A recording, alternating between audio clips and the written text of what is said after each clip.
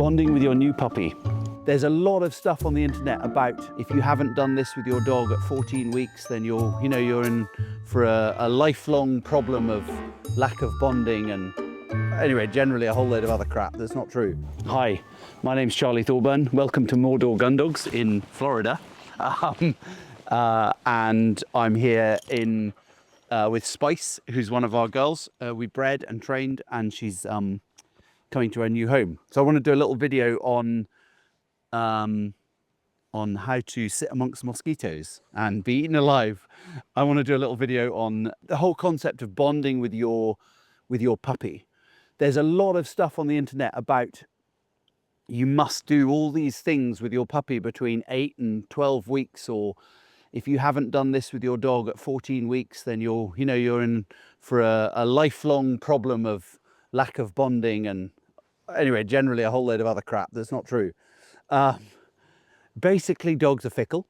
I'm here with a 1-year-old, well, 10-month-old dog. I've got a couple of other dogs in the car on the way to other places in America. I've dropped some dogs off already, and they're all adult dogs. The youngest one we've got with us is about 7 months. And people got this real concern and, to be honest, misconceived idea that you must have a puppy to bond with it or you're never going to get on with it. And as I was saying to these clients who were staying with earlier, that's like saying if you haven't made your best friend by the time you're 5, you're never going to have a best friend. I've got great friends I've known since I was a tiny little boy. I've got great friends who I made in my first week at university, first week at big school. I've made friends in recent years who've become really good friends. Dogs are the same. You don't need to kind of have this time with them when they're a puppy. Actually, that time is really spent with their own family, their siblings. They're playing, they're at kindergarten, they're playing with their brothers and sisters. They're having a nice time. They're just being a puppy. They're not being forced into kind of learning the cello at 3 years old and, extra maths lessons when they're 6. They're just having a really good time. So how do we bond with them? Well, we bond with them by spending time with them, spending good quality time with them, things that they enjoy, cuddling with them, playing ball with them, training them. And that's where we really sort of focus on our bonding is training with them so that they're wanting to look at us, wanting to listen, wanting to be with us, and just that enthusiasm for getting it right. Now, I didn't train Spice, I bred her, but one of my team at home, mainly Lena, has trained her. And, she's very much sitting here on my knee, bonded to me, isn't she? I was lying on her bed earlier and she was absolutely loving it. But then 2 minutes ago, I was walking down the street with her owners. She was walking with her new dad, Eric, and just trotting along quite the thing, quite happy to be with him. She's actually been wanting to, the reason I've been hanging on to her is because he's sitting on the steps over there, and she's been wanting to go and see him because she's already feeling a positive vibe from him. She's following him around. She's keen to be with him. She doesn't need to, she's not clinging to my leg. And if Lena was here, she wouldn't be clinging to her leg because we'd be allowing her to go, allowing her to spend that time with her new owner. And then over the coming weeks in her new home, she'll fit in really well. She's meeting the rest of the family over Thanksgiving and they'll all come and spend time with her. And that's another example. So their children are grown-up children, but they love dogs. They're going to come back and hang out with this dog. Just because their parents didn't get her as a puppy, does that mean she can't bond with them either? No. They're going to see her a few times a year when they come back, and they're going to see her. Great big boat sailing past.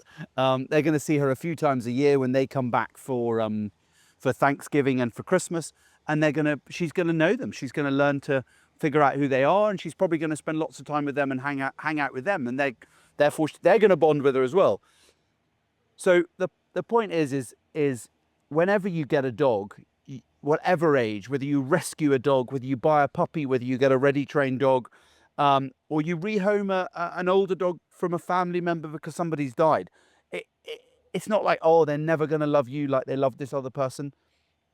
They definitely can. And a few examples I always use with people is, one is we take dogs in for boarding school. They come to stay with us for anything from a month to 6 months to be really well trained, and they bond with us. And when their owners turn up, they're kind of like, yeah, hi, how are you? But they're happy to be with us and stay with us. And the other thing I say to people who are sort of a little bit sort of not sure how it all works, and oh, is that going to work? Is that going to work for me? And the word that I say to them is guide dogs. And for 75 years, guide dogs have been trained for up to 2.5, 3 years old by a trainer, and then they're handed over to somebody to be their eyes, basically, and they become that person's best friend. They become more than just their best friend. They become their eyes and their right-hand man, and just one of the most important things in their lives, and vice versa. So they've been doing that for 75 years. It's a proven concept, and we've been doing it for about 25 years. So I hope that's helpful. I hope that's dispels some of the sort of myths about, you know, must get a puppy to bond with it, and giving you a little bit of explanation from my perspective as to some examples of why that is, and also some examples of how that works. Remember, you get out what you put in. Thanks for watching, and we wish Little Spice the best of luck in her very tough new home.